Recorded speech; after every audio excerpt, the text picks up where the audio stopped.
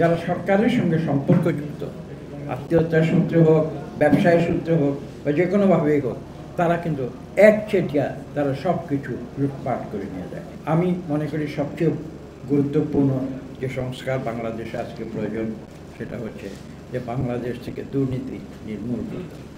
এবং লক্ষ্য করুন, দুর্নীতির ফলে কারা লাভবান হয়, কারা ক্ষতিগ্রস্ত। দুর্নীতির ফলে লাভবান হয় দেশের ধনী। এমন একটি ব্যবস্থা বাংলাদেশে হয়েছিল, এটা শুধু ক্যাপিটালিজম নয়, এটা হচ্ছে অলিগার্কি। অলিগার্কি মানে হচ্ছে ক্যাপিটালিজম। ঠিক আছে, ক্যাপিটালিজমের ভিতরেও কিছু চেক অ্যান্ড ব্যালেন্স থাকে, যেমন মনোপলি আমেরিকার মতো দেশ যেটা চরম ক্যাপিটালিস্টিক দেশ, সেখানেও কিন্তু একটি আইন আছে। সেখানে কিন্তু আপনার এই যে অ্যাপল কোম্পানি বা বড় বড় যে কোম্পানিগুলো আছে, তাদেরকে কিন্তু একটি বিষয়ে জবাবদিহি করতে হয়, তারা কিন্তু মনোপলি করতে পারে না, অর্থাৎ একচেটিয়া ব্যবসা করতে পারে না অন্য সবাইকে বাদ দিয়ে। ক্যাপিটালিজমের ভেতরেও কিছু কিছু ওরা চেষ্টা করে যে একেবারে সব কিছু একতরফা ধনীদের পক্ষে না হয়ে যায়, কিছুটা প্রচেষ্টা আছে না, মানে মানুষকে একটা একটা সমাজ তারা স্থিতিশীল করতে চায়, যে কারণে অনেক সময় এটা দরকার।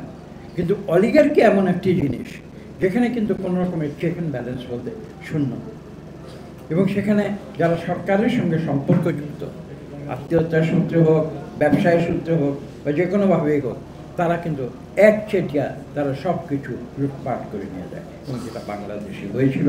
এবং যে কারণে আপনারা দেখেছেন কয়েকদিন আগে যে বিলাতের মতো একটা বিশ্ব খ্যাত একটা পত্রিকায় তার উপরে নতুন করে এই অর্থনৈতিক যে লুটপাট বাংলাদেশের, তার উপরে একটি প্রতিবেদন আবার বের হচ্ছে।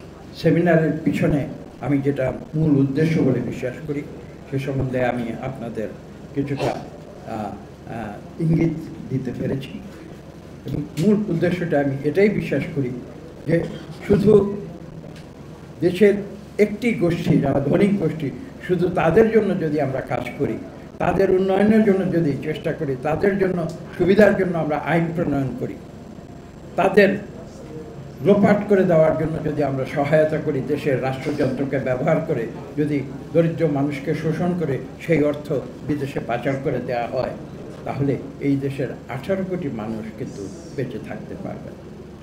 এবং যেহেতু আমরা রাজনীতি করি, যেহেতু আমরা জনগণের সঙ্গে চলাফেরা করি, যেহেতু আমরা মাঠে ময়দানে ঘোরাফেরা করি, গ্রামে যে তীব্র খরতাপে, রৌদ্রের মাঝে, বৃষ্টির মাঝে মাঠে যিনি ফসল ফলান, যে মুটে যিনি মাথায় বোঝা নিয়ে যিনি এদেশে যে মালামাল, যে ট্রান্সপোর্টেশনে সহায়তা করেন, যিনি ট্রাকে মাল ওঠান এবং যিনি ট্রাক থেকে মাল নামান, যারা এই দেশের দৈহিক পরিশ্রম করেন, তাদের সংখ্যা